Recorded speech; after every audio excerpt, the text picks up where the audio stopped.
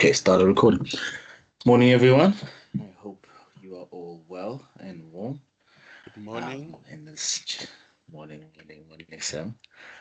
Yeah, thank you all for joining us at our Urban Practice Forum. As always, by way of introduction, I am Katleho Dikobe, the General Manager at the Gauteng Precinct Management Association. And the Urban Practice Forums really form part of our ongoing endeavor to ensure that we are always professionalizing the industry, sharing new knowledge, and ensuring that best practice is always adhered to in the industry. That we are always learning from experts, experienced people in the industry in the sub niche of development that is urban management and all things development. So it's really a chance for you to learn from your peers, associates, and hopefully start conversations that will lead to collaborations and partnerships in practice. But also just ensure that the knowledge base for the industry is growing, and that we are always in constant learning, in constant improvement, and in constant striving to improve the spaces that we are involved in. With that, I will obviously turn my camera off for bandwidth, but I will be flighting the minutes and agenda. Just make sure when you see the minutes and the agenda, especially the minutes, just check your email to see if it's correct, if there's any changes that need to be made from our side, and if there's some information missing. So as I go down, please make any notes in terms of anything that needs to be changed, and we will note that and action those changes for you. With that, I will just scroll through the minutes. Just make sure you're looking at your email and just let us know if we are correctly recording that on our side. And then I'm going to post this link on the chat in terms of allowing you to view past presentations on our website, where you can, if you've missed the session, you can just catch up and ensure that you are up to date with what we're up to at the GPMA. And then also just take the chance. I'm gonna post it during the presenters presentation. It's just links to all our various platforms that you can just take a look at, follow and engage with, to just have very real time updates in terms of what's going on in the industry. Obviously, last session, we had Nosipo from the SA Cities Network and Mobile. It was a very dynamic session around the local government white paper review, and around thought process on how to plan for better areas. So I just encourage you to go and have a look at that presentation to just familiarize yourself with the subject matter. As I said, I'll post the links to our various social media platforms, and then you'll be able to just follow us closely. Those are the minutes. If anyone has any comments that they want to make or notes, just please put it in the meeting chat, and then we'll have a look at that. On my side, I did receive apologies from Michaela Donaldson from Local Abode, who is unable to join us today, unfortunately. But busy time. And then obviously the last session was on the 5th of May. Today's session is the 2nd of June. Then the next session will be on the 7th of July in terms of the Urban Practice Forum. So I'll just move on to today's agenda. Let me just move this. Okay, there it is. Yeah, so today we're so lucky to have Eric Itzkin from the municipality, City of Johannesburg, currently serving obviously as the Deputy Director of Immovable Heritage today. He's going to be taking us through placemaking through the power of heritage and public art in downtown Johannesburg. So I'll stop sharing currently, and then I just want to take you through his biography. So, Mr. Eric Itzkin, by way of background, I met him at at the Johannesburg Development Agency engagement where we were speaking about the new Desmond Tutu precinct that they are trying to develop currently. Then we started to just speak briefly. That's when obviously I noticed this is a very seasoned individual, boasting over 20 years, where he's championed the city's public art program. This is someone who spent time in exile in the 80s, someone who possesses a master's in art and heritage, an alumni from the university I went to at Wits. He's also published a book titled Gandhi's Johannesburg, Birthplace of Satyagraha. And, he really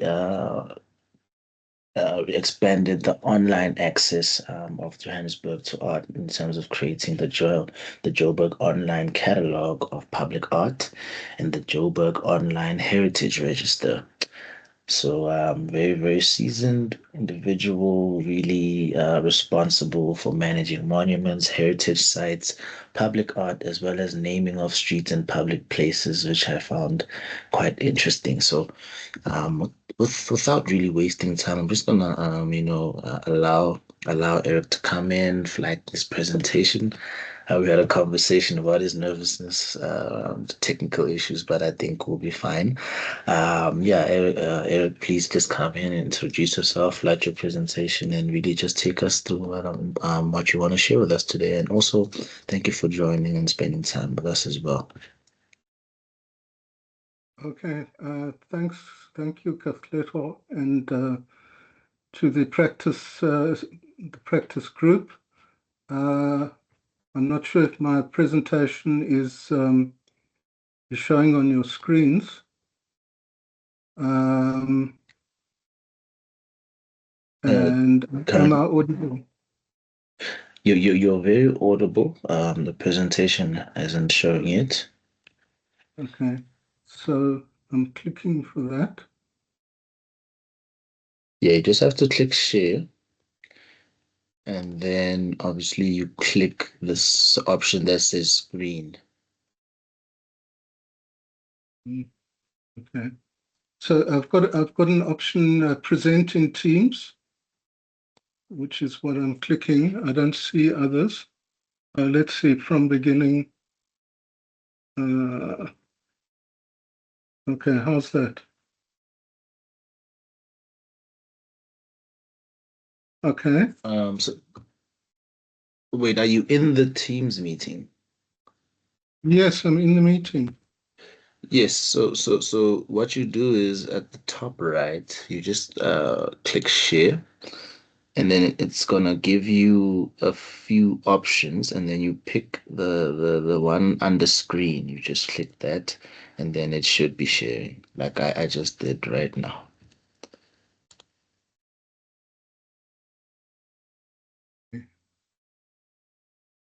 Stop sharing. Okay, so I'm in the meeting. Share. Uh, just see.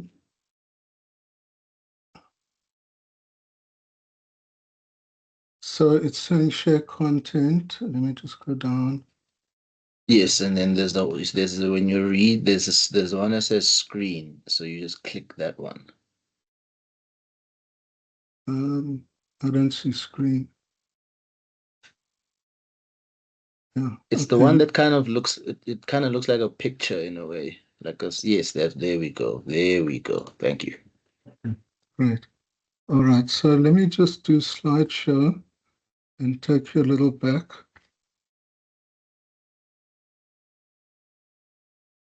Okay. Are we there?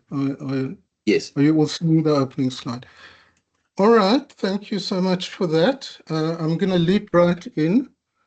So my topic is something very dear to me about harnessing public art and heritage um, and applying that particularly in the Joburg downtown, which is a very fertile area, rich in heritage. I'm just showing you the overview here for the presentation. We're going to talk about placemaking in the Joburg context, inner city heritage, and as a short case study, I'll be taking you through some history at Gandhi Square and the story of the transformation of that site, which was quite sort of formative for the remaking of the CBD. We'll be looking at public art, what that offers, and some outstanding examples.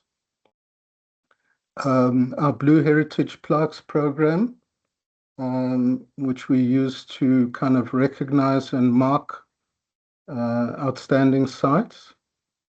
I'll be talking about our cultural tours, which we use to activate sites and draw attention and people there. And then we'll take a stroll down the Main Street Mining Mall, which kind of leads off from Gandhi Square.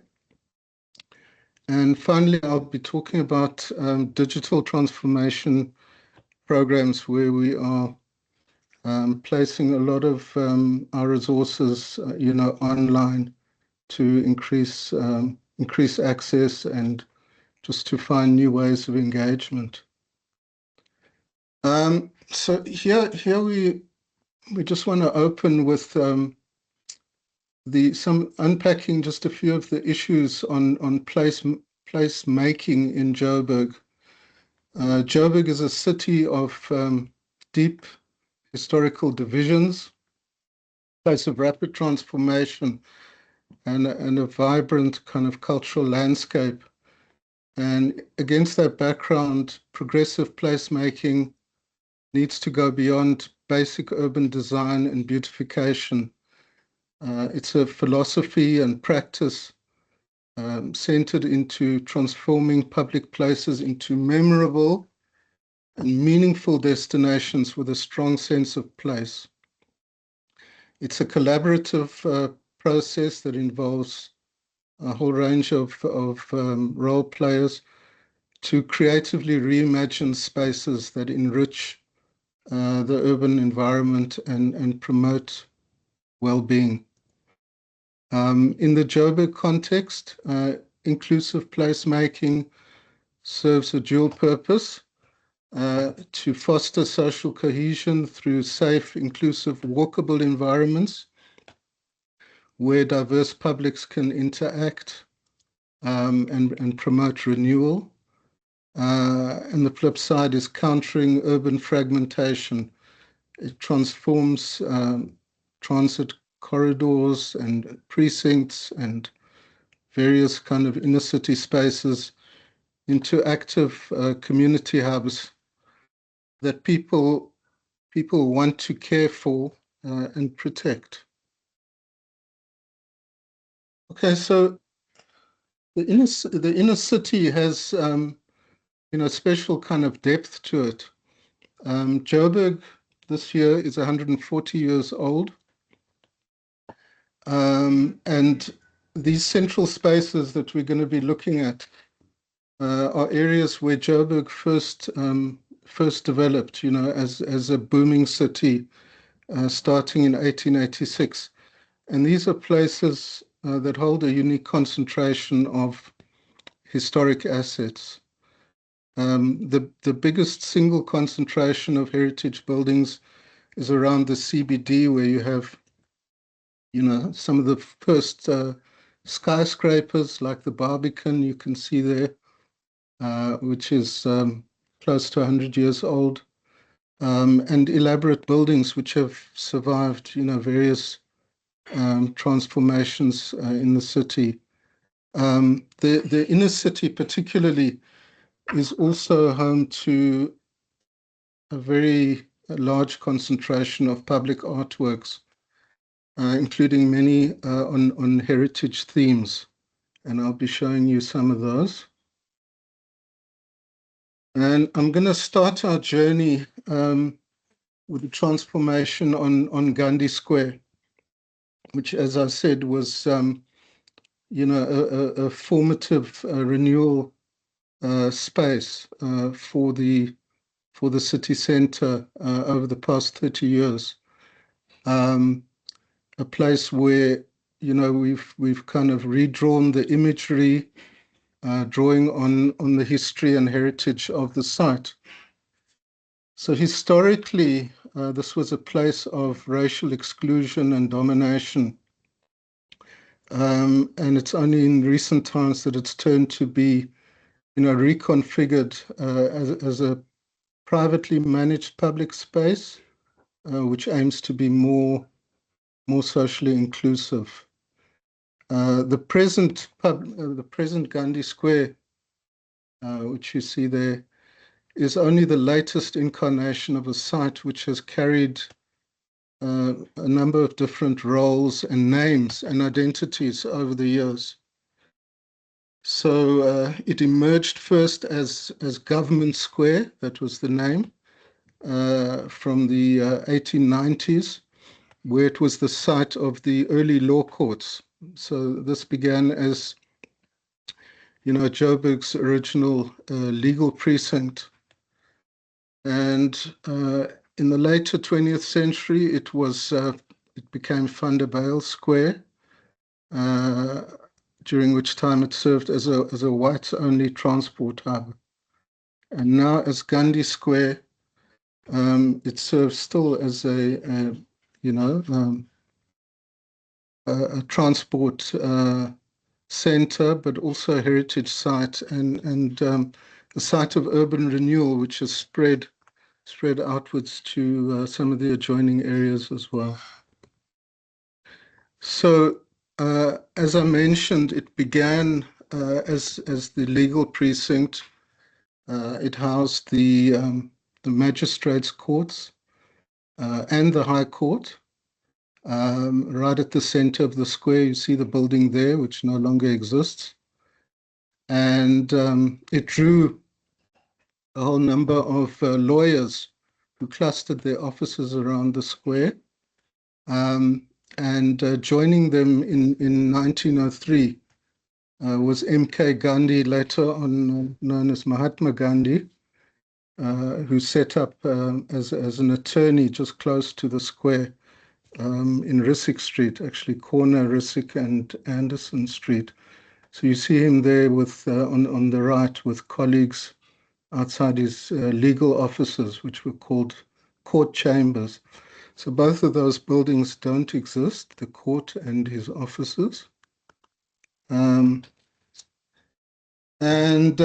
much of Gandhi's activity, professional and political, revolved around the law courts, where he appeared on both sides of the dock as an attorney representing his community, and also as an accused in high-profile political trials. In 1908, he was sentenced to jail for the first time, a sentence which he served at the Fort Prison, which was the first of many terms of imprisonment which he served both in South Africa and later in India. So the building of the High Court went into disuse by the 1930s. You had first the Supreme Court on Pritchard Street and later the Magistrates' Courts at the western end of town in Ferreirastown. So the old law courts fell into disuse and they were demolished. You can see there's a painting there showing the demolition with the magnificent Eskom house looming in the background. And by 1948, the law courts were removed to make way for a bus terminus, which you can see at the bottom. Long lines of bus shelters that occupied the site. and it was renamed after the Eskom chairperson, who was Dr. van der Bijl.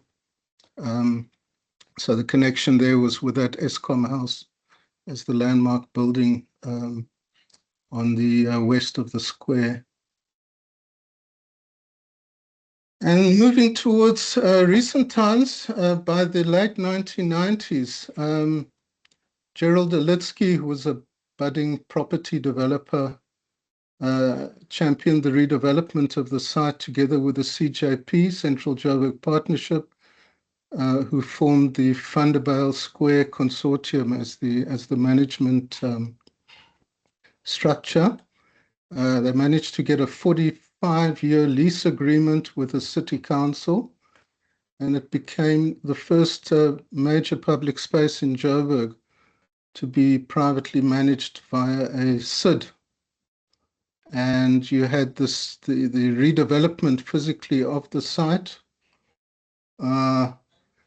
to provide for a public bus service open to all, but also allowing for a lot of walkable space that you can see on the north and south edges. So quite a wide paved area. I was there incidentally yesterday, and there were no buses because apparently there's no diesel because of the the conflict in the Middle East. But this is the layout. And Katlego mentioned I've been dealing with street naming and place naming over the years. This was one of the first major renamings in post-apartheid Joburg, when Van der Bijl Square became Gandhi Square in 1999, officially renamed by the city. And a few years later, in 2003, the bronze statue, which you see on the right, was added also by the city. It's a sculpture which depicts Gandhi as a young lawyer and activist in his 30s. So a very different image from the traditional Gandhi statue that you see in many parts of the world, showing the older figure in the loincloth or dhoti. So this is as he was in Joburg at the time. And I think it's interesting, it's important to look at the way this is set up with a bench, around the base, inviting people to sit and find some comfort. It's been really well used as a place of pause. Okay, so oops, let me go the other way. Okay, so that's a bit of Gandhi Square. And we saw the artwork for commemorating Gandhi there, which was incidentally the first statue of a historical individual who was not white that we've had in Joburg, in the city particularly. So turning our attention to public art more broadly, we have actually quite a large collection, a very distinguished collection, that serves to enhance many public spaces and, is part of our growing heritage. You've got actually you've got some apartheid era monuments, but a lot of post-apartheid work, sculptures, mosaics, murals, and street art produced over the last 20, 25 years. Some of it through private initiative, but a lot also through a city council led and funded public art program. And there are a whole number of artworks that one can name. I'm going to show you a few of those. And perhaps the best one to start with is this giant concrete eland, the sculpture by Clive van den Berg from the early 2000s, which marks the gateway into the inner city as you're coming in through Braamfontein. Many people don't recognize what animal that is. Sometimes people remark that it's a horse or it's some other kind of antelope. But I think everybody gets the impact. And it's been closely linked to the successful regeneration of Braamfontein over the years. So I'm just going to read the artist's statement to tell you his thought process. He says it places a large representation of an eland on a corner where it has long since disappeared. This slightly forlorn image of a majestic animal would, I imagine, bring beauty and grandeur to a busy place. I hope it would also be an emblem that prompts reflection on our relationship to the past and to the interconnectedness of environmental, cultural, and spiritual destinies. So quite a reflective kind of rationale. It stands opposite, Wits University, which has been at the forefront of rock art research, amongst other things. And the eland features very, very prominently as an animal of great spiritual power in Bushman rock art, some of the first art of humanity. And then just switching over to Newtown, we've got one of the most dearly loved artworks in the city, an exquisitely sculpted life-size and very lifelike Brenda Fassie statue by Angus Taylor. And you're seeing Brenda on her own here, occupying the stool. But more often than not, you will see people clustering around, sitting on the empty stool next to her to share a moment, maybe a photo opportunity. So it's a highly interactive artwork, which has worked incredibly. This particular piece was commissioned by the Sunday Times for their centenary project in 2006. So to mark 100 years of the paper, they wanted to feature various newsmakers. And this was the pick of the lot in Joburg. Also in Newtown, a very kind of signature artwork. You've got hundreds of these Newtown heads carved by a group of Mozambican wood carvers. It's a sea of faces from across the African continent,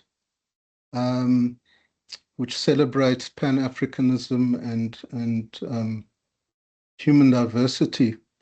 And this is an artwork that has developed since the early 2000s. It was, a founding and formative piece for the development of the Newtown Cultural Precinct. The photo on the right is my personal favorite from, I think it was 2023. We had a snowfall, and it looks like they've been bombed with snow. Okay, so some of the sites which have really benefited from public art are, transit corridors and taxi ranks where you have, large concentrations of commuters. I mean, we saw Gandhi Square earlier.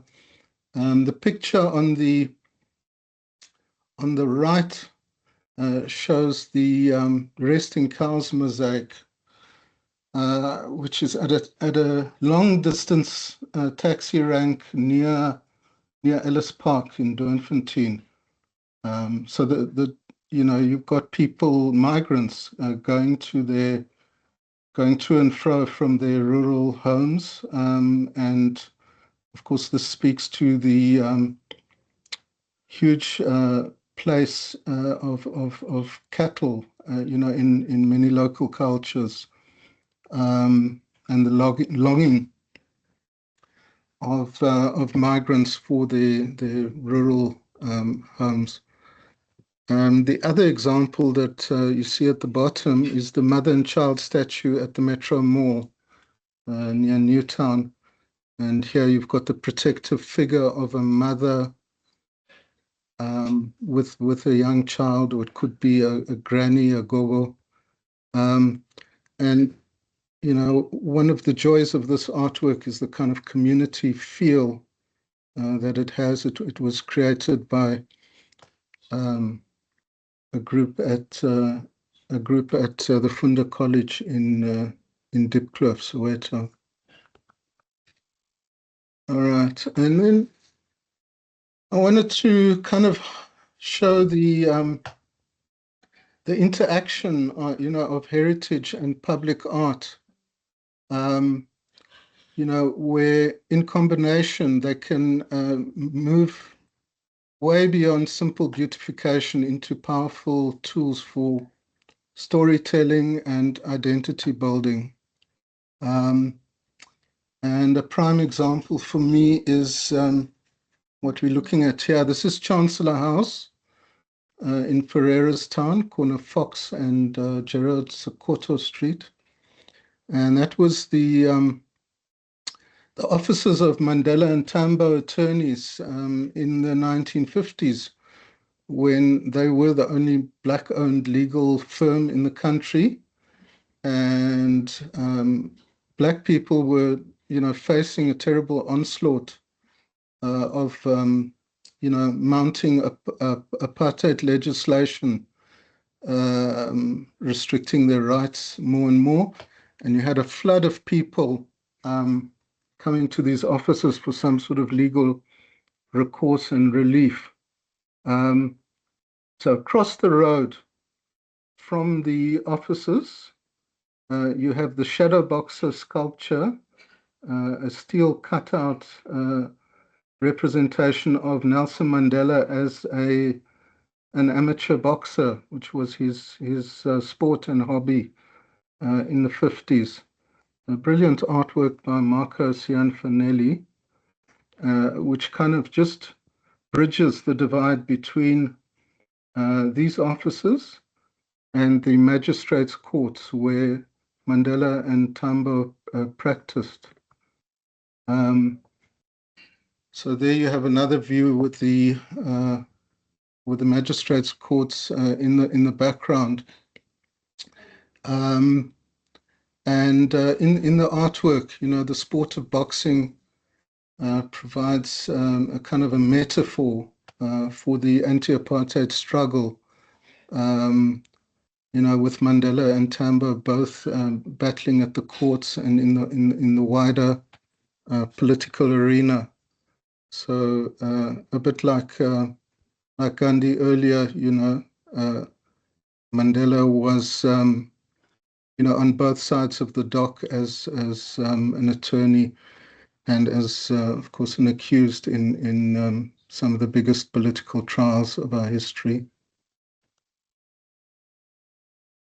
Okay, and then I wanted to just highlight our heritage plaque collection, which gives recognition to a whole range of sites that hold special cultural significance, special buildings, outstanding personalities, freedom struggles, and events and pieces of history.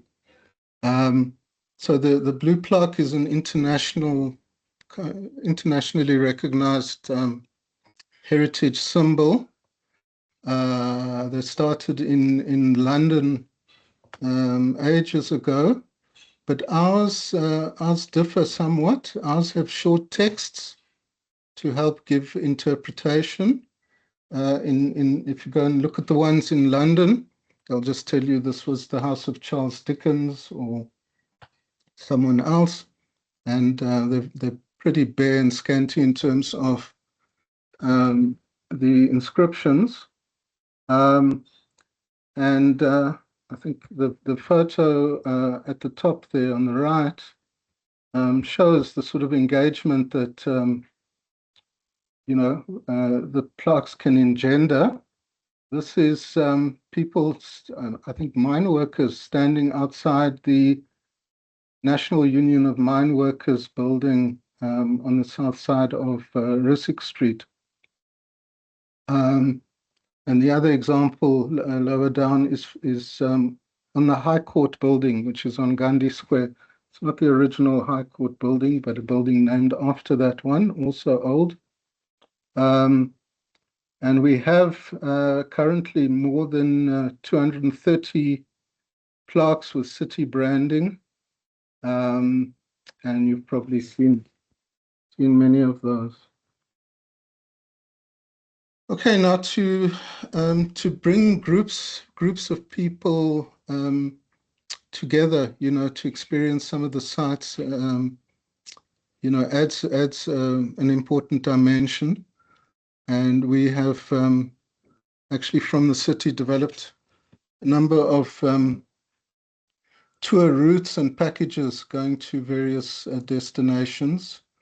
Um, so it's mostly for Joburgers, but some of these could be upscaled and adapted for international tourism. And I'm just going to show you some of the themes and packages that we've developed of late. Um, Earlier this year, we had the Woman on the Ark tour, which you see advertised on the left of the screen. And this was a tour combining heritage attractions and public art, running through the cultural arc of the inner city. So it spans an area going through Braamfontein and across the Mandela Bridge into the Newtown Cultural District and winding through parts of town. Uh, and it is a real arc with actually a wonderful array of cultural cultural experiences and sites. And if you look at that, the poster artwork that we've got there, that's called the Nzunza portrait by Haneli Kutsia. It's a soaring mosaic made out of thousands and thousands of ceramic plates. Absolutely spectacular. This was commissioned by the building owners. The building is called the Nzunza building, right at the center of Braamfontein. And as well as being really beautiful, it's talking about diversity. So the Nzunza people were an Ndebele group that occupied the Highveld more than 500 years ago. And they borrowed culturally from various other groups and absorbed and, mixed and matched and so on. And it's, I think, a good metaphor for the best of Joburg, in the sense of, the diversity that we have. Just working down the bullet list, another really popular tour was the Joburg Top 20 Public Art Tour. And for those who are interested, there's a YouTube video that I did that takes you through that. And some of the artworks you'll be seeing also in the presentation. We do tours of the Newtown Cultural Precinct, which is a good walkthrough. The inner city mining heritage, which we're going to look at. The Blue Plaques tours, My Market, and you can keep on adding. So the picture there, just incidentally, is just showing people looking up at this, massive Nzunza portrait. Okay, so I'm going to take you now to Main Street, which is the site of Joburg's historic kind of mining and financial district, where you had a lot of wealth and power concentrated in the early years. This was once home to the Joburg Stock Exchange and the biggest mining houses in the country, including Anglo-American. The Chamber of Mines was there. And these days it's host to an outdoor museum with a spread of public art, mining artifacts, and storyboards. What you're looking at there is a massive mining headgear, which is located outside the former Chamber of Mines building, corner Hollard and Main Street. It's now been renamed as the Mayabuya building, recently bought by Itzkin Property Holdings and the Provincial Department of Sports, Arts and Culture basing themselves there. So we'll be talking also about how the Main Street strip is changing, and this is very much part of that. Okay, there you have another view of this giant 10 stamp battery and the artwork for the blue plaque that sits there. And I just want to read the inscription for you. It says, 10 stamp mills were used to crush gold-bearing rock in the early days of mining. This 10 stamp battery went into operation at the Robinson mine in Langlaagte in 1886, making it one of the earliest stamp mills on the Witwatersrand. In 1912, mine owner Sir Joseph Robinson ordered officials to bury the stamp in a slimes dump, which was quite an eccentric thing to do. He didn't want it to be kept, but it was. Well, just to continue reading, following Sir Joseph's death in 1929, the stamp was salvaged after a long search. It was exhibited at the 1936 Empire exhibition and then donated to the City Council. The stamp was erected in George Harrison Park, where it remained until 2003 when it was damaged in a fire. It was reconstructed and moved to the Main Street Mining Mall in 2004. So I was personally involved in salvaging the fire-damaged stamp battery in 2003, together with inner city partners like the CJP. We had it restored and moved here. So it's actually a city asset. It's part of the Museum Africa collection. And it's done very well here over a period of now more than 20 years. And I wanted to highlight this one because, the Main Street Mall is a very well managed space with good security, and it provides opportunities for preserving and displaying artworks and artifacts which in some other spaces could be at risk, and provides an environment where people can be at ease and enjoy these resources. So I think that's very important. Art and heritage need a conducive environment and they help to make that environment as well. So here you have views of the west side of Main Street, the Anglo-American precinct, which has a number of magnificent buildings. Probably the finest of them being it's number 44 Main Street. You see that as C, marked as C, a magnificent kind of Art Deco building that talks about it kind of projects corporate power as well as its own beauty. So, you know, as a colonial and mining era precinct, this is a place that projects authority, power, and progress.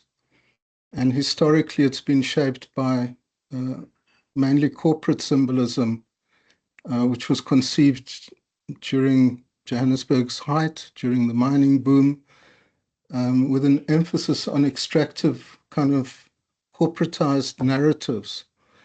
And I have a quote at the bottom from Dr. Yolandi Berger, who's been researching in the area.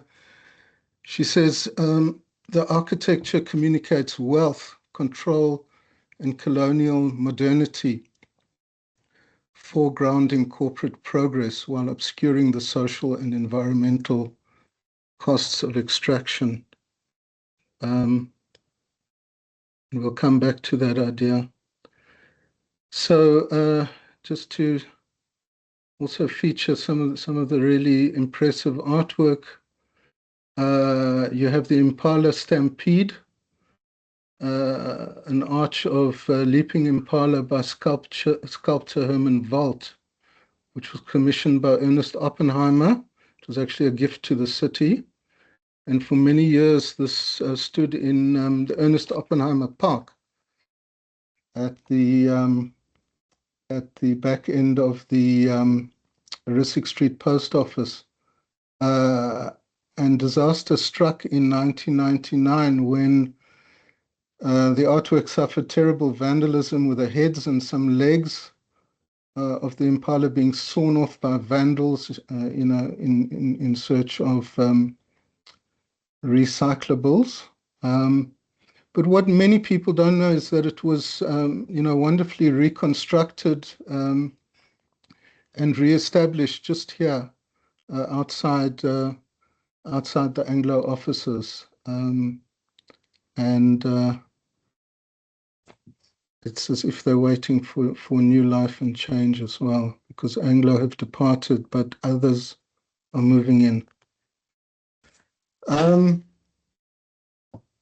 So here we're looking at really a midpoint, I guess, on the Main Street strip, where you have this towering mining headgear donated by Anglo Platinum, built to hoist people and materials, and erected on Main Street in 2006. Now, I want you just to take a little look at the context here. You have a building just to the south side, 60 Main Street. You have a storyboard, which I'll be showing you, just standing below the mining headgear. And there you have a view of 60 Main Street, which is quite a recent building. It's probably one of the most recent in town, I guess, from 1988, but built on the site of an earlier building, which was the Marshall Street police station, which you see on the right. And this was Joburg's first police headquarters for a whole period, 70 years, from 1899 to 1968, when the police moved to what was then John Foster Square.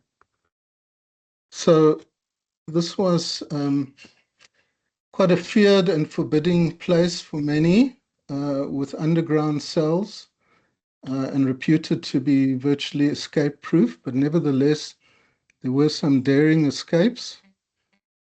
And in 1963, you had the escape from Marshall Square of a group of anti-apartheid activists, Arthur Goldreich, Harold Walpe, Mosi Mullah, and Abdul Hay Jassat. And they were the subject of a nationwide manhunt. It was a huge story across the country, high drama. Um, Now, Main Street has a whole number of storyboards celebrating, mining barons and colonial buildings and projecting a narrative of wealth and progress. But at the same time, these tend to exclude the experience of ordinary people, miners, and um, is silent for the most part about the harshness and brutalities of the migrant labor system. So there's a dominant narrative which has privileged the rich and powerful while tending to silence alternative experiences and histories. It's a very kind of corporate heritage production. Uh, and through the heyday of the Main Street Mining Mall, there was no signage or recognition given to what I've shown you, the site of the Marshall Square Police Station and Jail.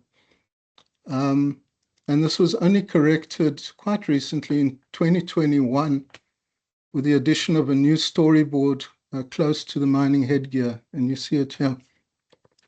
So previously, that kind of history was held at arm's length and not expressed at the site.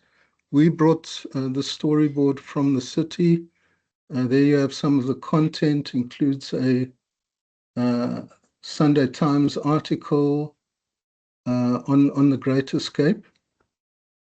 And there you have some of the reaction. These are candid pictures, not staged, and they help to illustrate something very important, that heritage and art in public spaces helps to remove invisible barriers that you have with traditional galleries and museums.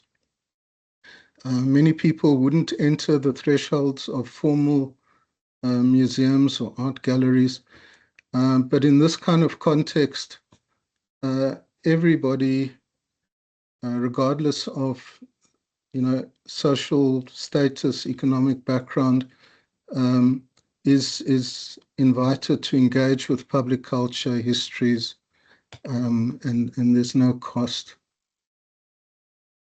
And then just across the road from that mining headgear, you've got another important intervention, the monument to the black mine worker. And this particular artwork was the result of an agreement struck between the Chamber of Mines and mining unions in 2007, that the Chamber should assist in recognizing the role played by mine workers, and the kind of sacrifices and hardship faced underground. I played some role in helping to bring it to this particular site in 2013. And here you see it again. It's just also on the side of the former Chamber of Mines building. And the importance of the siting here is to fill a gap in the story of mining as told in the bigger exhibition, layering new narratives without erasing the past. So whereas a lot of the displays previously, concentrated on the landlords and the mine owners, this monument helps to recognize ordinary working people. And I think there's a lesson to be learned here about, practicing ongoing urban storytelling, layering new narratives, without erasing the past. So preserving and extending heritage. Okay, and I mean this area is a site of exciting opportunities and new life being brought into the city center. It's a place of institutional transition, which brings new opportunities for developing new narratives. So following the departure of the mining houses, the Chamber of Mines as well, many of them going to Rosebank, the precinct is now in transition, with many of the key properties having been sold or donated. And the change is being driven and championed by the expansion of the Maharishi Invincibility Institute, a community-oriented educational organization, together with other role players like Josie Majosi. What you see there is outside Main Street, a group of students who are undergoing sort of high-level training as security people, just grouped there outside the old Anglo headquarters. And there's a lot of high-tech education coming in. Altron, who are a technology giant in this country, are in the process of building an education precinct together with the Maharishi Institute, with a range of courses in digital skills, AI, robotics, and related kind of fields. And I think this sort of re-envisioning and regeneration of Main Street is going to create a whole lot of opportunities for also reinterpreting the public space and reshaping the narratives through new public art. And those are still to be imagined and developed, but maybe some high-tech artworks on futuristic themes. Which brings us to digital transformation as well of our own practice. So over the last couple of years, we've been involved in building digital platforms that deepen engagement with heritage and public art. And we've developed a number of online resources. There's a public art catalog, an online register of heritage sites, and we're busy now with an online catalog of blue plaques. I'm just coming towards the end. I'll just mention these briefly. So here you have the public art catalog, which features over 70 prominent artworks with a lot of detailed information and very attractive kind of presentation. And that went up, I think, in 2023. It was followed in 2025 or 2024, online register of heritage sites, which needs to still be expanded a whole lot, but there are more than 100 sites documented in detail there. The example in the picture is the Berea fire station, also called the Doll's House, which dates from about 1913. And for those who are interested, you've got the web address. You can look this up. Same as the public art catalog. And the one we're busy with currently is an online Blue Plaques catalog, which will give you site pictures, inscriptions, addresses, hopefully also multiple language access, and that should be done in the coming weeks. And just in closing, I want to highlight this placemaking metric, a measure of success in our endeavors.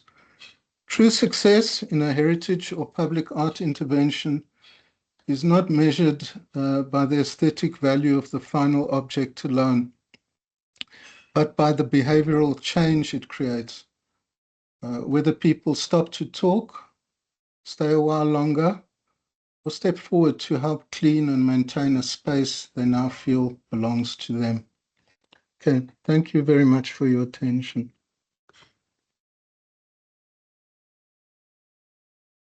Sure. No, thank you, Eric, for that.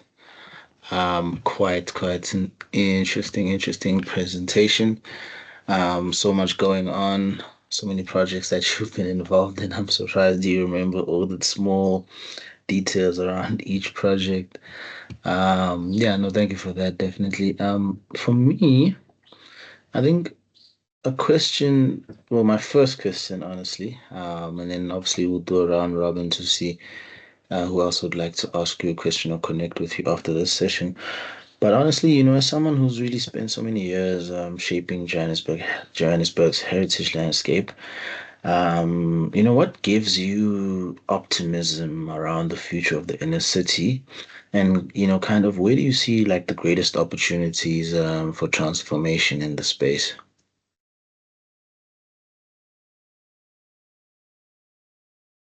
Okay. Uh, Should we take other questions? Would you like me to try pitch an answer to that first? okay, we can take Kelvin. Kelvin, please come in. Good day, colleagues. Thank you to the presenter.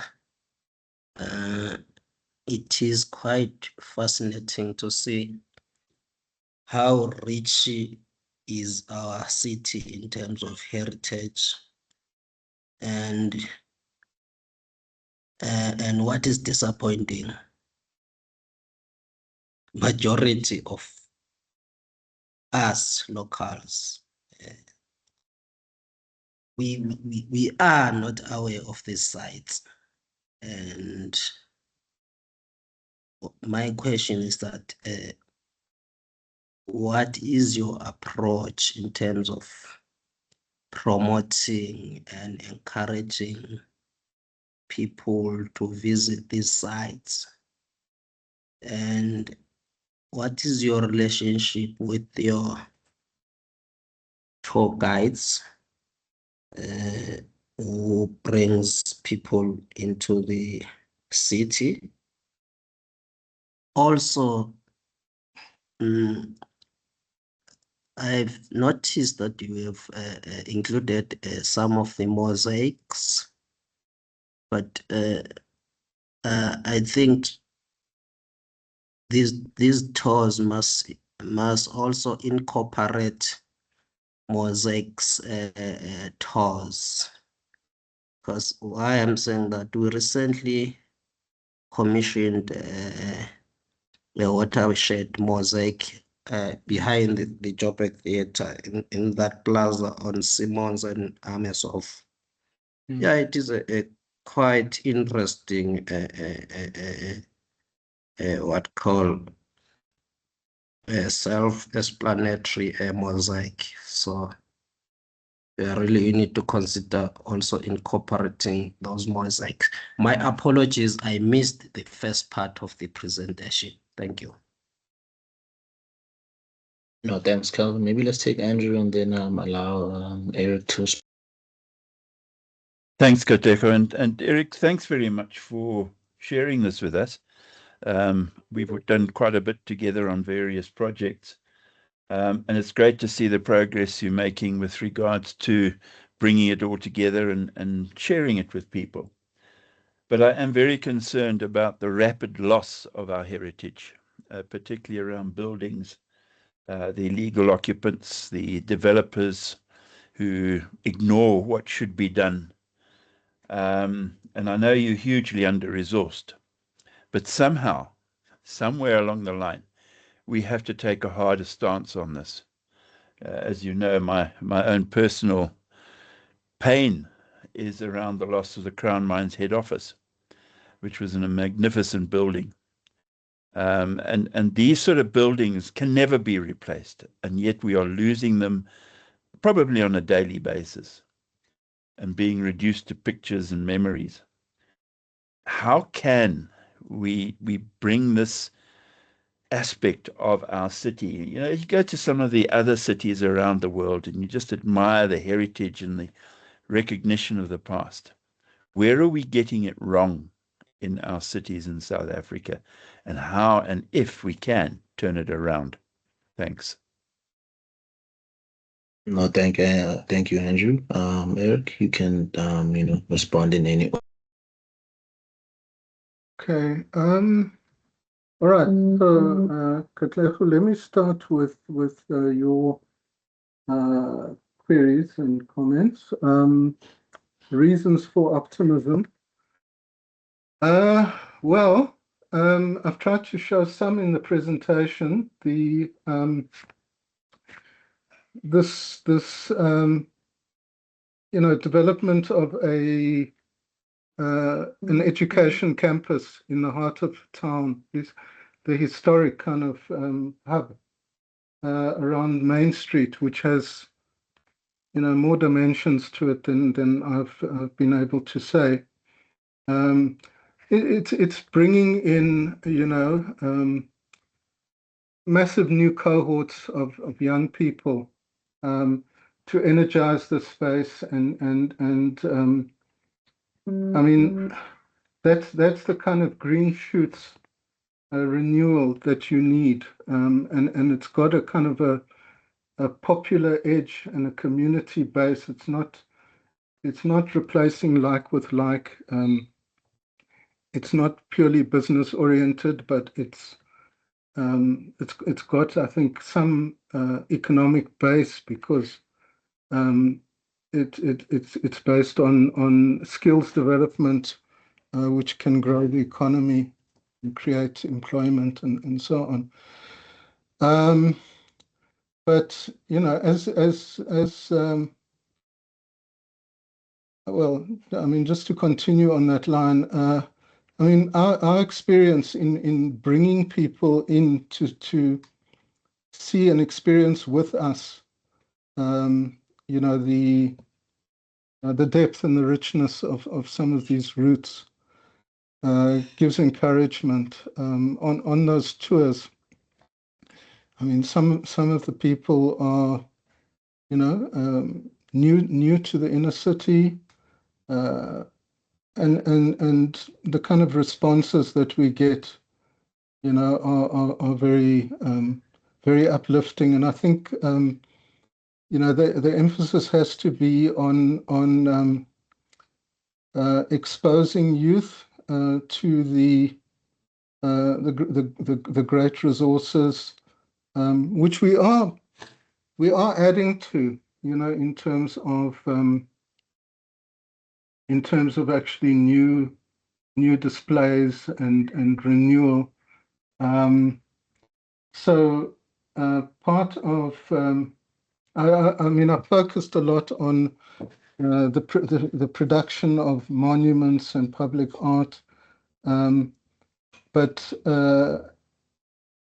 maybe equally important, or something that has to go side by side with that is about restoration and repairs. We are hampered by limited budgets, but we do have ongoing projects like those. One of the artworks that I flighted but didn't really talk to in Newtown was a portrait of Miriam Makeba outside. No, it's not Miriam Makeba. Sorry, Margaret Singana outside Nikki's Oasis in Newtown. So that one has been torn and sort of suffered a lot of wear and tear. It's now at the moment being remade by the artist D Bongs, who's one of the leading street artists, and not just made again, but something fresh and new by an outstanding artist. So keeping these things refreshed, is important. Bringing in the footfall, and I think an underlying kind of message that I was putting out, is about partnerships, because the city is under-resourced, and the resources have been built up by multiple role players, and we need to find connections and collaborations, I think, are always going to be key. So I think this talks also to what Kevin was saying. How do we promote? Well, I've shown you some of the ways. Online resources are increasingly part of it. Tours when we can do them. So some of them have been sort of high-end bus tours, which we don't generally have a lot of budget for, but there can be walking tours of many of these places, on Main Street in Newtown, and there are many others. With a relationship to tour guides, that's something that we try to grow, but I must also just say our role is really as content developers. We develop narratives, monuments, and informational content at sites. Our primary role is not so much tourism promotion, but that is the next step. We do try to engage with tour operators at times to, for example, bring them onto our tours to show them some of the possibilities. And just tomorrow, well, we're actually holding meetings around Chancellor House, which has been in the doldrums, to try to resurrect that as an important tourism site. So there's a meeting there tomorrow, but just we've engaged with the local tourism structures and also the National Tourism Department. We'll be looking at a site like that. So there are sort of ripples that we send out, and it needs also the uptake and engagement from some of those quarters. And then Kevin mentioned that watershed mosaic, the new one in Braamfontein, which yes, I think is really worth celebrating. And congratulations to the people who commissioned that. As a matter of interest, we did feature it in quite a big way in our Women on the Ark tour. And we had the artist Dion MacDonald actually with us, kind of unpacking the significance about the watershed that crosses Joburg. And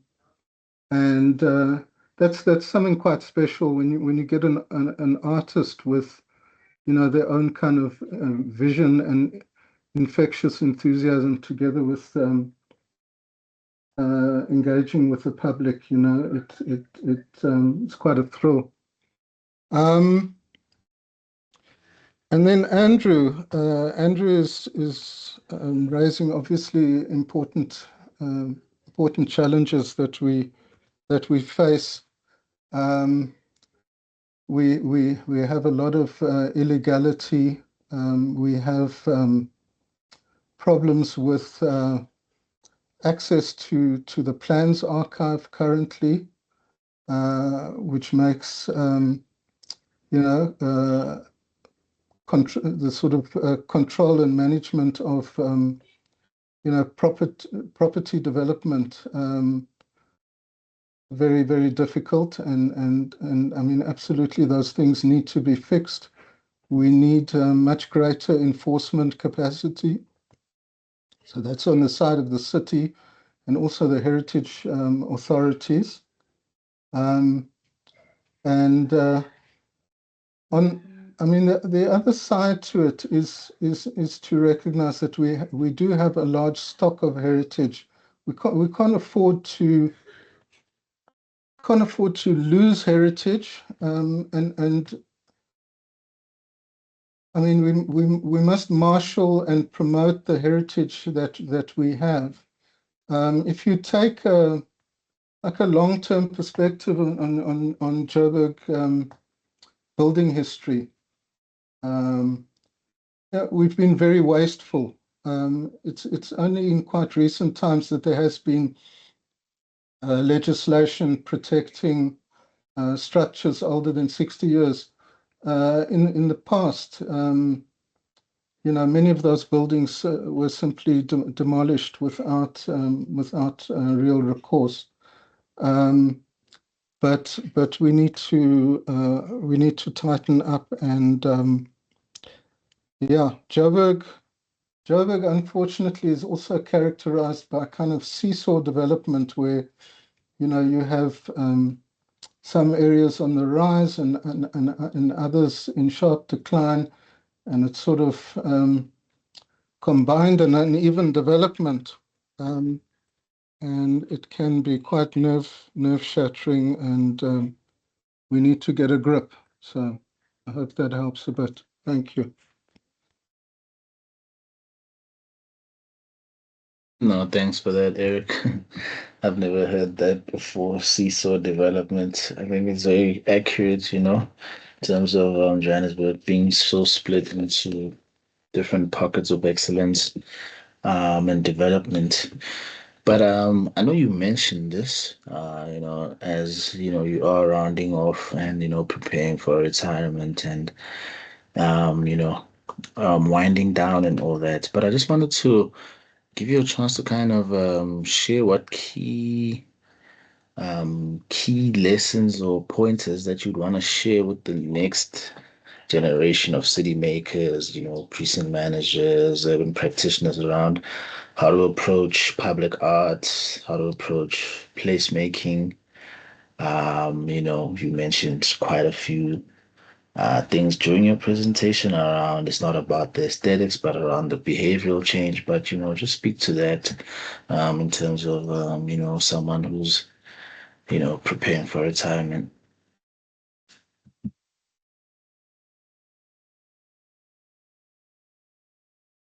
Okay, so I think reinterpreting and adding the layers is one of the things that I was trying to bring through. There's what I've encountered is that there's always more. You can put out a particular view on a site. You can identify particular sites, as being worthy, and you always discover more stories and more places. But I think to make a success, you need a whole combination of things. And heritage and public art are one component that can help to inspire and to kind of mark out what is important. But placemaking at a base level, of course, is also about the essential services. It's about urban management, getting it right. It's about city cleansing. It's about basic sense of security and safety. And those are the baseline issues, which in many parts of the city we're still grappling with and failing at, if we're honest. Um, and what these higher order elements of placemaking, which I've been talking about, do is to move beyond those things, to create, really special places, world-class places, places of pride and dignity, economic opportunity, and so on. And you can't really build that until you've got the foundation. So perhaps that's a message to to synchronize, and combine, and where there are areas of weakness, it just it's like building on sand. And we've got places which have incredible heritage, but we still have to get those foundational kind of issues right. And yeah, so I think these case studies all hold kind of lessons and clues for that. Spaces are all different, and I think uh, a major thing is about ongoing care, and investment, as well. Um, I touched here and there on some of the wonderful art, in the Newtown Cultural Precinct, uh, which still offers a huge amount. But on the other side, the investment in programming has declined over years and years. And without that, to bring a renewal, and without, solid kind of urban management and property management, the elements are not going to work together as optimally as they should. So we can reach great heights, and there's a huge amount of work to be done in order to, you know, um, align all of these sort of moving parts. Thanks. I'm glad you are of a positive mindset. I think it's really necessary, of course, going forward, just so that we know the situation isn't hopeless. Yeah. Any more questions for Eric? Yeah, I thoroughly enjoyed that presentation. Yeah, please do share it with me, obviously, for the network, just so that they can, as Calvin alluded to, just be aware of the heritage and the history that our city has, and potentially, I wanted another colleague of mine on this call, but potentially from them just looking at your presentation, they can have some ideas of how to improve more spaces, not only obviously in Johannesburg, but other metros that we are involved in. But yeah, definitely, if there's no more questions for you, from my side, is to just say thank you for taking the time to prepare that in-depth presentation, and sharing with us all your experiences in the space. I think it'll be a very valuable resource to have, just so that that institutional memory isn't lost, in bureaucratic changes. So on my side, just thank you for agreeing to do this, putting in the time, and preparing that lovely presentation. Okay, thank you so much. Thank you. Yeah, so just to wrap up this session, quite a few updates. Obviously, currently there's this, simultaneously with this meeting, there's the update on informal and street trading plans, a meeting being conducted by development planning right now, led by the new consultants, on Consulting. So I think I'll be able to relay the feedback to you all at the next chapter meeting, the 30th of June. And then obviously this afternoon, there's your firm meeting, Forum of Integrated Risk Mitigation, where you can report any criminal activities so they can be mapped and recorded in the hotspot exercise that they're doing. And then tomorrow, I encourage you to join the Presidential Working Group for Waste Management tomorrow, 3rd of June, from 3 to 5 p.m. The focus is on how we can plan better around the waste in Johannesburg and develop operational plans and deployment plans with just all the stakeholders involved in the enforcement and all the such and such around waste management in Johannesburg.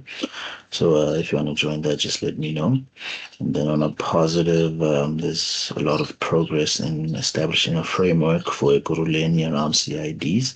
So we are having a session with them on the 4th to take that conversation forward. There's a few precincts that will definitely be emerging. Then on the 5th of June, there's a JBF Tourism Subcommittee at the Indaba Hotel and Conference Center in Fourways from 9 a.m. to 1 p.m. If you need details for that, just let me know.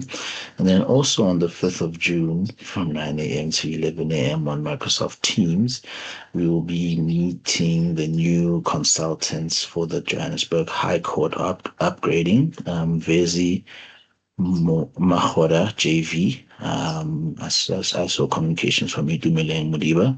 That's going to be happening on the 5th of June. Also on the 5th of June, there's going to be a presidential working group meeting on urban management from 2 to 4 p.m. on Microsoft Teams. And then next week, on the 9th of June, there will be a responsive service delivery initiative joint operations committee meeting from 9 a.m. where you can just report and escalate ongoing service delivery issues in your district. Just let me know if you want links to that as well. And then also there's going to be a CBD/G13 Friday cleanup on the 12th of June and 26th of June. So just look out for that. And then also there's going to be a CLIPSA meeting on the 12th of June, led by Andrew and his team from 10 a.m. to 12 p.m.